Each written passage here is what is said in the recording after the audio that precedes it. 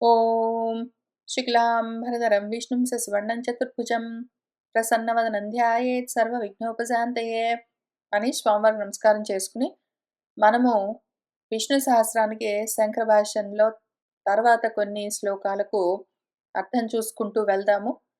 ఇవాళ సుప్రసాదం నుంచి మొదలు పెడదాము. శ్లోకాల పరంగా 26వ శ్లోకము, ఈ భాష్యంలోని శ్లోకాల పరంగా 39వ శ్లోకము. సుప్రసాదః ప్రసన్నాత్మా విశ్వధృక్ విశ్వభుక్ విభుః సత్కర్త సత్కృతః సాధుః జహ్నుః నారాయణః నరః. శోభనః ప్రసాదః యస్య అపకారవతామపి శిశుపాలాదీనాం మోక్షప్రదాతృత్వాత్ ఇతి సుప్రసాదః.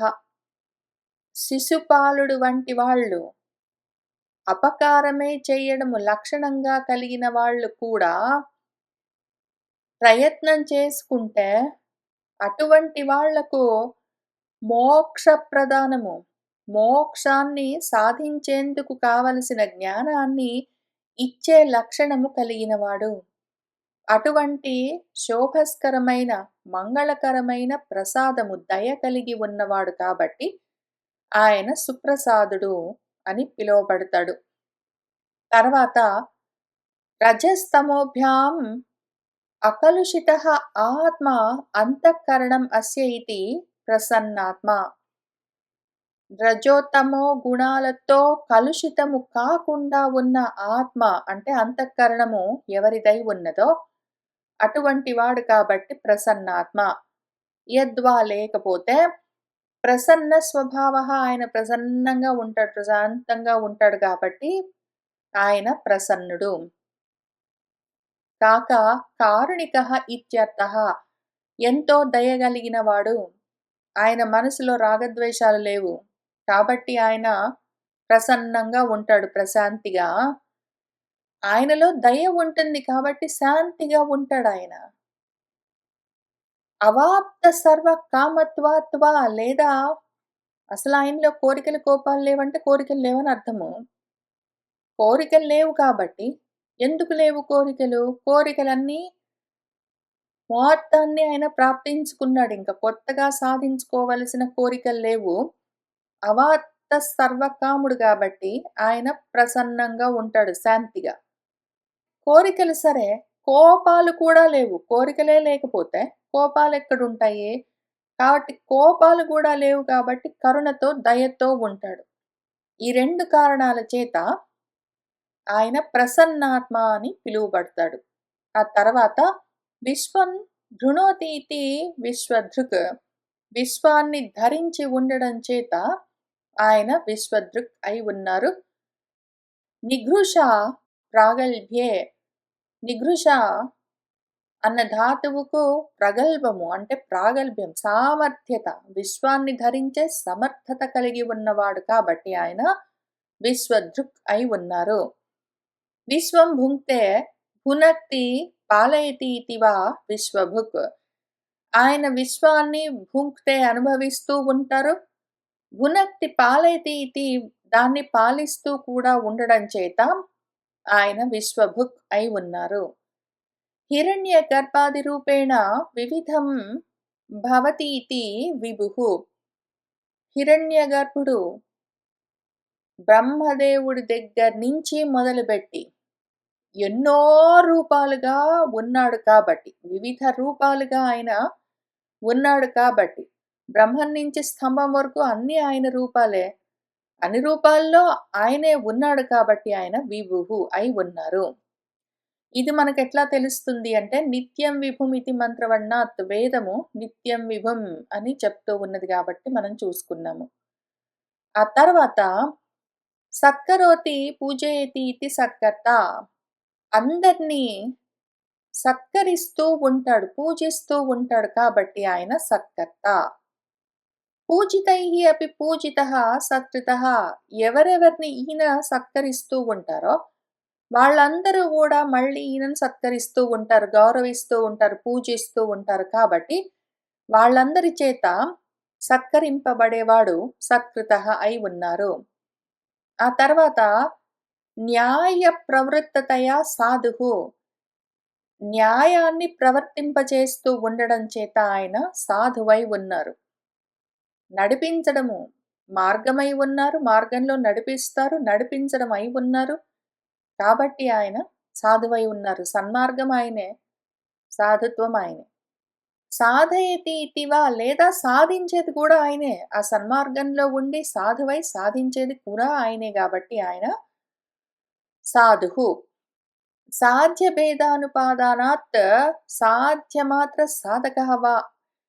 సాధ్యము ఆయనే, సాధనాలు ఆయనే, సాధన ఆయనే, సాధకుడు ఆయనే. కాబట్టి ఆయన సాధుః.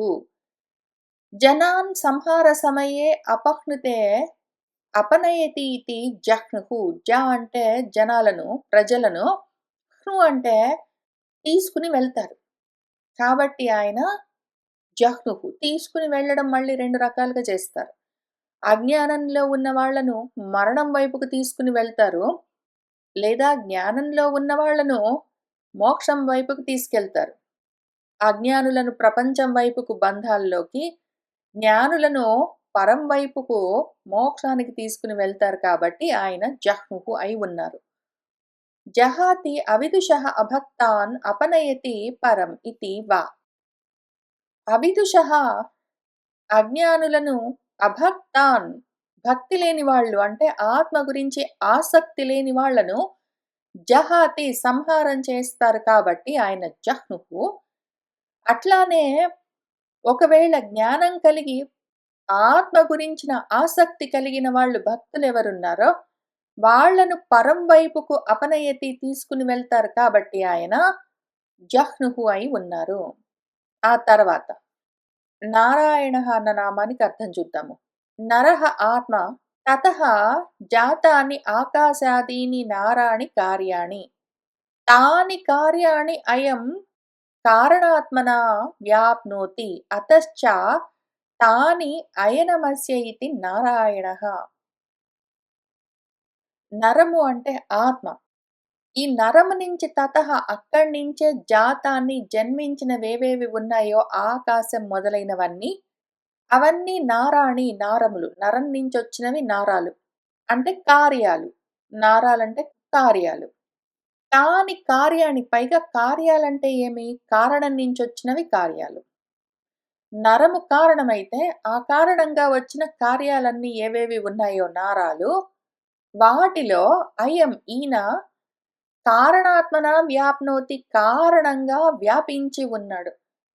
ఆత్మ నరుడై ఉంటే అది కారణంగా అక్కడి నుంచి నారములన్నీ వస్తే ఆ నారాల్లో, ఆ కార్యాల్లో కారణంగా అంతటా వ్యాపించి ఉండడం చేత అతః చ ఆ కారణానికి తాని అయనమస్య ఇతి అవన్నీ ఈయనకు అయనము స్థానమై ఉండడం చేత ఆయన నారాయణః నారాయణమై ఉన్నారు.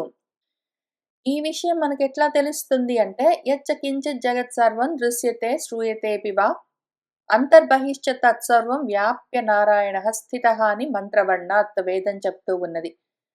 యచ్చ కించిత్ జగత్ సర్వం, ఏ ఈ జగత్ మొత్తం సర్వం ఉన్నదో, దృశ్యతే అది కనిపిస్తూ ఉన్నదో దృశ్యమంతా, ఈ దృశ్య ప్రపంచం ఏదైతే ఉన్నదో అదంతా, శ్రూయతే అపి వినబడుతున్నది కనిపిస్తున్నదంతా, కనిపిస్తున్న వినిపిస్తున్న ఈ జగత్ సర్వము, అందులో అంతః బహిః చ లోపల బయట తత్సర్వం మొత్తము వ్యాప్య వ్యాపించి నారాయణః నారాయణుడు స్థితః ఉన్నాడు అని వేదం చెప్తూ ఉండడం చేత జగత్తంతా నారము కార్యము, దానికి కారణము నరః, ఆయన కారణంగా ఈ కార్యాల నిండా వ్యాపించి ఉండడం చేత, ఈ కార్యాలన్నీ ఆయనకు స్థానమై ఉండడం చేత ఆయన నారాయణుడై ఉన్నాడు. ఇది మళ్ళీ మనకు మహాభారతంలో కూడా వ్యాసుల వారు ఏం చెప్తున్నారంటే, నారాన్ జాతాని తత్వాని నారాణి ఇతి తతః విదుః తాని ఏవ చ అయనం తస్య తేన నారాయణః స్మృతః. నారాన్ నారములంటే ఏమి? జాతాని తత్వాని జన్మించిన తత్వాలు, పంచమహాభూతాల దగ్గర నుంచి ప్రాణులన్నీ జన్మించిన తత్వాలు అవి నారాలు అని విదుహు తెలుసుకుని ఉంటారు. తాని అవన్నీ తస్య ఈయనకు అయనం ఏవ స్థానమై ఉన్నవి. తేన ఆ కారణానికి ఆయన నారాయణః స్మృతః నారాయణుడని తెలియబడతాడు. ఇది మహాభారతే అని మహాభారతంలో వ్యాసుల వారు చెప్పారు. నారాణాం జీవానాం అయనత్వాత్ ప్రళయే ఇతివా లేకపోతే వా నారాలంటే జీవాలని చెప్పుకున్నాం గదా! జన్మించినవి. వీటన్నిటికి అయనమై ఉండడం చేత, స్థానమై ఉండడం చేత ఎప్పుడు ప్రళయకాలంలో. 2 స్థితులను చెప్తున్నారిక్కడ. సృష్టి కాలము, ప్రళయకాలమని. సృష్టి కాలంలో ఏం జరుగుతుందంటే, ఆయన నుంచి వచ్చిన మొత్తం జగత్తంతా కార్యము అది నారము. ఆ కార్యాలన్నీ నారాలు. వాటన్నిట్లో ఆయన కారణంగా వ్యాపించి వాటిలో ఆయన ఉంటాడు. స్థితి సమయంలో ఇవన్నీ ఆయనకు ఆశ్రయమై ఉంటాయి. ఆయన స్థానాలై ఉంటాయి. ప్రళయ కాలంలో ఏం జరుగుతుందంటే ఇవన్నీ మళ్ళీ వెళ్లి ఆయనలోనే ఉంటాయి. అప్పుడు వీటన్నిటికి ఆయన స్థానమై ఉంటారు. స్థితి సమయంలో ఆయన వీటిలో ఉంటారు. ప్రళయ సమయంలో ఇవన్నీ ఆయనలో ఉంటాయి అని చెప్తూ దీనికి వేద ప్రమాణం ఏది అంటే యత్ ప్రయంతి అభిసంవిశంతి అని. ప్రళయ సమయంలో ఏవైతే వెళ్ళిపోయినవన్నీ, లయమైనవన్నీ ఎక్కడికి పోయి ఉంటాయి? మళ్ళీ ఆయనలోనే ఉంటాయని వేదమే చెప్పింది గాబట్టి మనం ఈ విషయాన్ని తెలుసుకున్నాము. నారాణమయనం యస్మాత్ తస్మాత్ నారాయణః స్మృతః ఇతి బ్రహ్మవైవర్తాత్. బ్రహ్మవైవర్త పురాణంలో మనకేం చెప్తూ ఉన్నారంటే, నారాణం అయనం యస్మాత్ నారాలకు ఈ జీవులన్నిటికీ అయనము స్థానమై ఉండడం చేత తస్మాత్ అందుకని నారాయణః స్మృతః నారాయణుడు అని తెలియబడతాడు అని మనకు ఆ పురాణం వల్ల తెలుస్తూ ఉన్నది. ఆ తర్వాత ఆపో నారాః ఇతి ప్రోక్తాః ఆపో వై నరసూనవః తాః యత్ అస్య అయనం పూర్వం తస్మాత్ నారాయణః స్మృతః ఇతి మనువచనాత్ వా నారాయణః. మనువచనంలో మనుస్మృతిలో ఏమున్నదంటే ఆపహ నీరు నారాః ఇతి ప్రోక్తాః నారములని చెప్పబడతాయి. ఈ ఆపహ ఈ నీరు నరసూనవః నరం నుంచి ప్రసవించబడ్డాయి. నరం నుంచి వచ్చినవన్నీ నీరు అవన్నీ ఆపహ తాః అవి యత్ ఏదైతే అస్య అయనం పూర్వం ముందు అసలు ఈ సృష్టి కన్నా ముందు నారాయణమూర్తి ఆ నీళ్లలోనే ఉన్నారని మనం తెలుసుకుంటూ ఉంటాం కాబట్టి, ఆ నీరంతా ఆ నారాయణమూర్తికి స్థానమై ఉండడం చేత, ఆయన నీరులో ఉండడం చేత నారమై ఉన్నారు. ఆయన నీరులో ఉన్నారు, నారాల్లో ఉన్నారు కాబట్టి నారాయణః స్మృతః నారాయణుడు అని చెప్పబడతాడు అని మన మనువు గూడా మనకి చెప్పారు. ఆ తర్వాత శ్రీ నరసింహ పురాణంలో మనకేం చెప్తూ ఉన్నారంటే, నారాయణాయ నమః ఇతి అయమేవ సత్యః సంసార ఘోర విష సంహరణాయ మంత్రః శృణ్వంతు భవ్యమతయః యతయః అస్తరాగాః ఉచ్చైస్తరాం ఉపదిశామి అహం ఊర్ధ్వబాహుః. ఓ భవ్యమతయః ఓ గొప్ప బుద్ధి కలిగిన జ్ఞానులారా, యతయః ఓ యతులారా, అస్తరాగాః రాగద్వేషాలన్నీ అస్తమించి ఉన్నవారు, ప్రయత్నం మీద ఇటువంటి స్థితిని సాధిస్తూ ఉన్నవాళ్ళు, భవ్యమైన మతి బుద్ధి కలిగి ఉన్నవో జ్ఞానులారా, శృణ్వంతు మీరందరూ వినండి. అహం నేను ఊర్ధ్వ బాహుః చేతులు పైకెత్తి ఉచ్చైస్తరాం గట్టిగా ఉపదిశామి ఉపదేశం చేస్తున్నాను. చేతులు చాచి పెద్ద గొంతుతో గట్టిగా చెప్తున్నాను. ఉన్న విషయాన్ని సత్యమైన వాక్కుని చెప్తున్నాను. మీరందరూ వినండి. నారాయణాయ నమః ఇతి అయం ఏవ సత్యః నారాయణాయ నమః అన్నదే సత్యము. అదొక్కటే సంసారమన్న ఈ ఘోరమైన విషాన్ని ఉపసంహరించగలిగేందుకు కావలసిన మంత్రము. ఈ ఘోరమైన సంసార విషంలో నుంచి బయటపడడానికి కావలసిన మంత్రమేమి అంటే నారాయణాయ నమః అదొక్కటే సత్యము. దీన్ని వినండి. నేను చేతులెత్తి గట్టిగా ఎలుగెత్తి మీకు చెప్తూ ఉన్నాను అని ఆ పురాణంలో మనకు చెప్తూ ఉన్నారు. తర్వాత నామము నరః. నయతి ఇతి నరః ప్రోక్తః పరమాత్మ సనాతనః. నయతి నడిపించేవాడు ఎవరున్నాడో ఆయన నరుడు అని ప్రోక్తః చెప్పబడతాడు. ఆయనెవరు అంటే ఆ పరమాత్మ. సనాతనమైన ఆ తత్వం ఏమున్నదో అదే నరము. ఇది వ్యాసవచనం అని వ్యాసుల వారు చెప్పిన వచన కారణంగా మనకి ఈ విషయం తెలుస్తూ ఉన్నది. ఆ తర్వాత భాష్యపరంగా 40వ శ్లోకము. అసంఖ్యేయః అప్రమేయాత్మ విశిష్టః శిష్టకృత్ శుచిః సిద్ధార్థః సిద్ధసంకల్పః సిద్ధిదః సిద్ధిసాధనః. యస్మిన్ సంఖ్యా నామరూపభేదాదిః న విద్యతే ఇతి అసంఖ్యేయః. ఎవరి యందైతే సంఖ్య అంటే నామరూపాత్మకమైన భేదాలన్నీ న విద్యతే ఉండవో ఆయన అసంఖ్యేయుడు. అంటే ఆయనలో కళలు, భాగాలు, భేదాలు లేవు. ఆయన నిష్కళము, ఆయన అభేదము, అఖండము, అద్వితీయమై ఉన్నారు. నామాలు, రూపాలన్న భేదాలు ఆయనలో లేవు. అప్రమేయః ఆత్మ స్వస్వరూపం అస్య ఇతి అప్రమేయాత్మ. అసలాయన స్వరూపాన్ని కొలవడము చాలా కష్టము. కొలత కందని స్వరూపము, ఆత్మ అంటే స్వరూపము అయి ఉండడం చేత ఆయన అప్రమేయమై ఉన్నారు. ప్రమాణాలతో దేన్ని మనము తెలుసుకోలేమో, ప్రత్యక్ష ప్రమాణం, అనుమాన ప్రమాణం మొదలైన వాటితో ఏ తత్వాన్ని మనము తెలుసుకోలేమో అటువంటి వాడు కాబట్టి ఆయన అప్రమేయమై ఉన్నారు. ప్రమాణాలకు తెలియరు కాబట్టి అప్రమేయము. అతిశేతే సర్వం అతః విశిష్టః. ఎందుకు ఆయన ఏ ప్రమాణాలకు తెలియరు?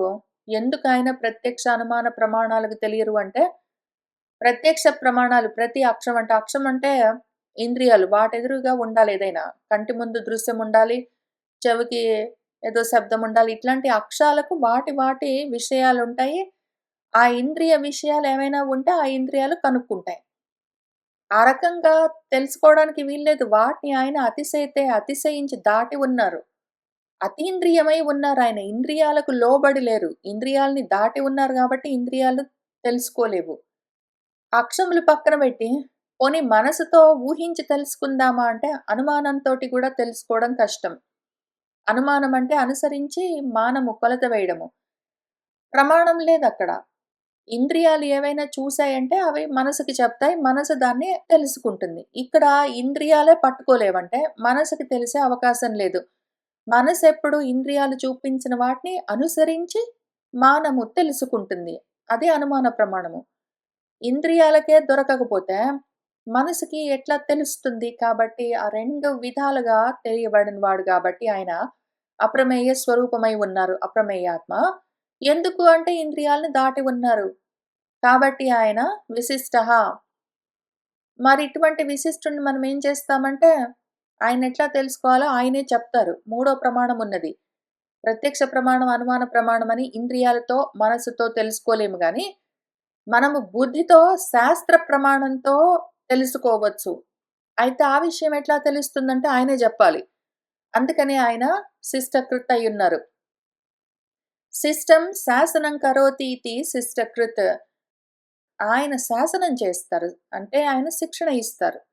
ఏ విధంగా ఆయన్ని తెలుసుకోవచ్చు అని ఆయనే శిక్షణ ఇస్తారు. ఎక్కడిస్తారు? వేదాల్లో రాసిపెట్టి ఉంచారు. ఆయనే మళ్ళీ భగవద్గీతాదుల్లో బోధ చేస్తారు. ఆయన చేసి చూపిస్తారు. చెప్పి నేర్పిస్తారు. వేదోపనిషత్తుల్లో, పురాణేతిహాసాల్లో ఆయన నేర్పిస్తూ ఉంటారు కాబట్టి, శాసనం చేస్తారు కాబట్టి శిష్టకృత్ అయి ఉన్నారాయన. తర్వాత శిష్టాన్ కరోతి పాలయతి ఇతి వా. ఇప్పుడు ఉత్త శిష్టకృత్ శాసనం చేస్తారాయన. కావాలంటే నేర్పిస్తారు కానీ, నేర్చుకోవడానికి మళ్ళీ అవకాశాలన్నీ కావాలి మనకు. అటువంటివి కూడా కల్పిస్తారు శిష్టాన్. ఆ శిష్టులెవరున్నారో దుష్టులు గాదు. దుర్మార్గంలో అంటే ప్రపంచ మార్గంలో ఉండి ఆ కర్మలు చేస్తూ అవి బాగున్నాయనుకునే వాళ్ళకి ఆయన చెప్పినా వాళ్ళు వినరు. కానీ ఆ దుర్మార్గంలో ప్రపంచ మార్గంలో ఉన్న దుష్టులు గాదు. దాన్ని దాటాలి అనుకుంటున్న శిష్టులెవరున్నారో అటువంటి శిష్టులను కరోతి అంటే పాలిస్తూ ఉంటారు. యోగక్షేమాలను నేనే వహిస్తాను. యోగక్షేమం వహామ్యహం అని చెప్పారు. ఆ విధంగా చేస్తారు కాబట్టి ఆయన శిష్టకృత్. శిష్టకృత్‌లో పాలనమనెక్కడున్నది అంటే ఉంటుంది. సామాన్యవచనః ధాతుర్విశేషవచనः దృష్టः కురు కాష్టానీతి ఆహరణే యథా తద్వత్ ఇతి వా శిష్టకృత్. సామాన్యంగా ధాతుర్విశేష వచనము దృష్టః కనిపిస్తూ ఉంటుంది. కురు కాష్టాని కర్రలు చెయ్యి అంటే కర్రలను ఎట్లా చేస్తాము? కాష్టాలను ఎట్లా చేస్తాము అంటే తీసుకొని రా అని అర్థము. కురు కాష్టాని అంటే కాష్టాని కురు అంటే కర్రలు తీసుకొని రా అని మనం అర్థం చేసుకోవాలి గదా! అట్లానే ఇక్కడ కూడా కృత్తులో కరోతి చేస్తాడు అంటే పాలనం చేస్తాడని ఎట్లా చెప్తున్నావంటే సామాన్యంగా అర్థం చేసుకోవాలి. అక్కడ క్రు ధాతువును కరణే అని కర్మ గురించి చెప్తూ ఉన్నప్పుడు ఆ కాంటెక్స్ట్‌ని బట్టి ఏ కర్మ అని అర్థం చేసుకోవాలి అని చెప్తున్నారు. ఆ తర్వాత శుచిః. నిరంజనః శుచిః. దేనికి తగులుకోకుండా ఉండడం చేత ఆయన శుచి అయి ఉన్నారు. సిద్ధః నివృత్తః అధ్యమానః అర్థే అస్య ఇతి సిద్ధార్థః. అధ్యమాన అర్థే కోరుకోబడే కోరికలేవుంటాయో అటువంటివన్నీ సిద్ధః మొత్తం సాధించేసుకుని నివృత్తః వాటి నుంచి వేరుగా ఉన్నారు కాబట్టి ఆయన సిద్ధార్థః. అర్థములన్నీ సిద్ధింపచేసుకుని ఇంక ఊరికినే ఉన్నారాయన. కాబట్టి సిద్ధార్థులై ఉన్నారు. కృతార్థులై ఉన్నారు. ఇది మనకెట్లా తెలుస్తుంది అంటే సత్యకామః ఇతి శృతేః. ఆయన కోరికలన్నీ సత్యమయ్యాయి. మొత్తం అన్నీ నిజం చేసుకున్నారు. కోరికలన్నీ నెరవేర్చుకున్నవారు కాబట్టి ఆయన సిద్ధార్థులై ఉన్నారు. మనకు సత్యకామః అని వేదమే చెప్తున్నది. తర్వాత సిద్ధః నిష్పన్నః సంకల్పః అస్య ఇతి సిద్ధ సంకల్పః. సంకల్పాలన్నీ సిద్ధము నిష్పన్నమైపోయాయి, సాధించేశారు. కాబట్టి ఆయన సిద్ధ సంకల్పులై ఉన్నారు. ఇదెట్లా తెలుస్తుంది మనకంటే సత్య సంకల్పః ఇది శృతేః మళ్ళీ వేదమే. ఆయన సత్య సంకల్పులు అని చెప్పి ఉన్నది. ఆయన సంకల్పాలన్నీ సత్యం చేసుకున్నారు, నిజం చేసుకున్నారు. ఆయన కోరికలన్నీ, కామాలన్నీ సత్యం చేసుకున్నారు, నిజం చేసుకున్నారు. అన్నీ నెరవేర్చారు, కూర్చున్నారు. మొత్తం అంతా సాధించేశారు, ఇంక ఊరికినే ఉన్నారు. ఇప్పుడు అన్నీ సాధించేసిన వాడు కొత్తగా సాధించేదేమీ లేదు. కాబట్టి కర్మలేవి లేవు. కాబట్టి ఆశలు లేవు. అందుకని రాగాలు లేవు, ద్వేషాలు లేవు. వేటికి ఏ కర్మలకు తగులుకుని ఉండవలసిన పని లేదు. కాబట్టి ఆయన శుచిః సిద్ధార్థః సిద్ధ సంకల్పః అయి ఉన్నారు. ఆ తర్వాత సిద్ధిం ఫలం కర్తృభ్యః స్వాధికారానురూపతః దదాతీతి సిద్ధిదః. అన్నీ ఆయన సాధించేసి ఉన్నారు. అయితే కావాలి నాకిది సాధిస్తాను అన్న కోరికలతో ఉన్నవాళ్ళుంటారు కర్తలు. అటువంటి కర్తృభ్యః కర్తలకు సిద్ధిని అంటే వాళ్ళ కర్మలకు ఫలాలను వారి వారి అధికారాలకు అనురూపంగా తగిన విధంగా వారు ఎటువంటి కర్మలు చేశారో వాటికి తగిన విధంగా వాటికి ఫలితాలను సిద్ధిగా ఆయన దదాతి ఇస్తూ ఉండడం చేత సిద్ధిదః అయి ఉన్నారు. తర్వాత సిద్ధి సాధనః. సిద్ధేః సాధకత్వాత్ సిద్ధి సాధనః. ఆ సిద్ధికి సాధనము కూడా సాధకత్వం కూడా అయి ఉండడం చేత ఆయన సిద్ధి సాధనః. తర్వాత వృషాహి అన్న నామాల సమూహము 41వ శ్లోకము ఈ భాష్య పరంగా 28వ శ్లోకం చూసుకుంటూ వెళ్దాము. వృషాహి వృషభః విష్ణుః వృషపర్వ వృషోదరః वर्धमानः च विविक्तः श्रुतिसागरः। वृषः धर्मः पुण्यं तदेव अहः प्रकाशसाधर्म्यात् द्वादश अहादिः क्रतुः वृषाहः सहास्य अस्ति इति वृषाहि। వృషః వృషం అంటే ధర్మం అంటే పుణ్యం. తదేవ అదే అహం. అహస్సని ఎందుకంటామంటే ప్రకాశానికి సాధర్మ్యం. అటువంటి లక్షణం ప్రకాశ లక్షణంతో కూడి ఉన్నది అహహ ఏదైతే పగలై ఉన్నదో అటువంటి ద్వాదశ అహాది క్రతువుల రూపంగా ఉండడం చేత దాన్ని వృషాహ అని పిలుస్తారు. అది ఎవరై ఉన్నాడో ఆయన వృషాహి. ఇక్కడ ప్రకాశ సాధర్మ్యాత్ అన్న ఒక పదము మిస్ అయింది. దాంతో కలుపుకుని చూసుకుంటే తదేవ అహః ప్రకాశ సాధర్మ్యాత్ అని తెలుస్తుంది. వృషాహః ఇత్యత్ర రాజాహః సఖిభ్యః టచ్ ఇది టచ్ ప్రత్యయః సమాసాంతః. వృషాహః అన్న పదం ఎట్లా తయారయింది అంటే రాజాహః సఖిభ్యః టచ్ అన్న పాణిని సూత్రం ఉన్నది. అందులో టచ్ ప్రత్యయంతో కలిసి ఆ సమాసాంతంతో కలిసి అది వృషాహ అన్న పదం ఏర్పడింది. ఆ తర్వాత వృషభః. వర్షతి ఏషః భక్తేభ్యః కామానితి వృషభః. భక్తులకు ఆత్మాసక్తులకు ఇంద్రియ భోగాసక్తులు కాదు ఆత్మ గురించిన ఆసక్తి కలిగిన వాళ్లకు వర్షతి ఇతి ఆయన వర్షంలాగా జ్ఞానాన్ని కురిపిస్తారు. భక్తులు కోరేదేమి వాళ్ళ కామమేమి జ్ఞానము. దాన్ని వర్షంలాగా కురిపిస్తారు కాబట్టి ఆయన వృషభః అయి ఉన్నారు. తర్వాత విష్ణుః. విష్ణుర్విక్రమణాత్ ఇతి వ్యాసేన ఉక్తేః. వ్యాసుడి మాటల్లో ఆయనే విష్ణుః నామానికి వ్యుత్పత్తి ఇచ్చారు. విక్రమణాత్ వివిధాలుగా అన్ని వైపులకు విస్తరించేవారు కాబట్టి ఆయన విష్ణుః. విక్రమణాత్ విష్ణుః అని ఒక వ్యుత్పత్తి.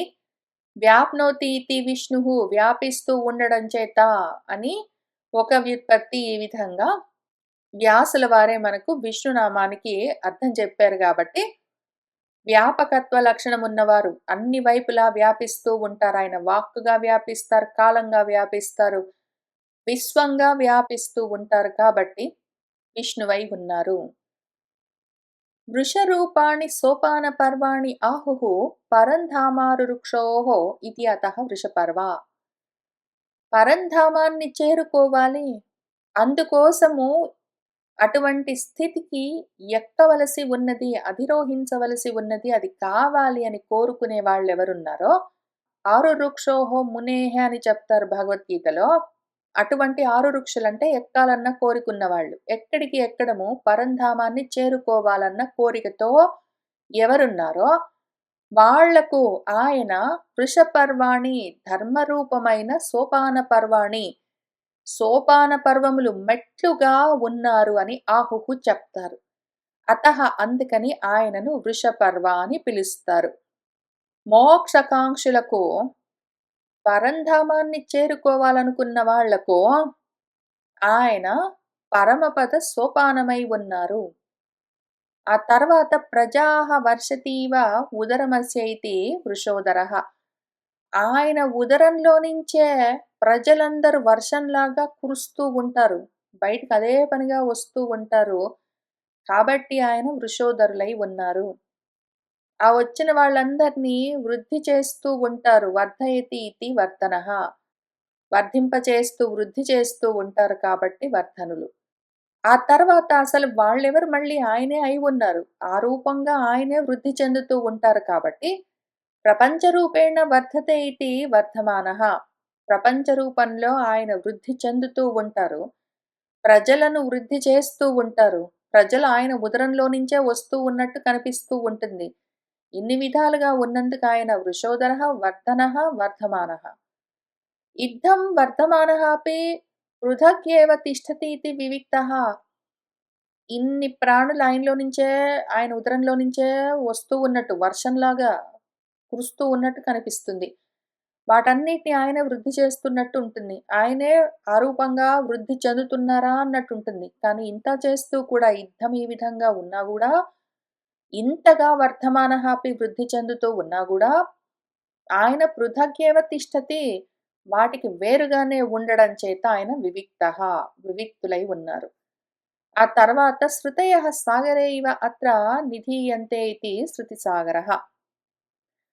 శృతులన్నీ సాగరం లాంటి ఆయనలోనే నిధానంలాగా, పెన్నిధిలాగా ఆయనలోనే వేదాలన్నీ ఉండడం చేత ఆయన శృతి సాగరులై ఉన్నారు అన్న చోట ఈ నామాలకు కూడా భాష్యం ముగిసింది. ఇంకా తర్వాత సుభుజః, దుర్ధరః, వాగ్మి అన్న నామాల నుంచి మొదలుపెట్టి మళ్ళీ తర్వాత చదువుకుంటూ వెళ్దాం. ఇవాల్టికి ఇక్కడికి ఆపుదాము. సర్వం శ్రీకృష్ణ పరబ్రహ్మ పాదారవిందార్పణమస్తు.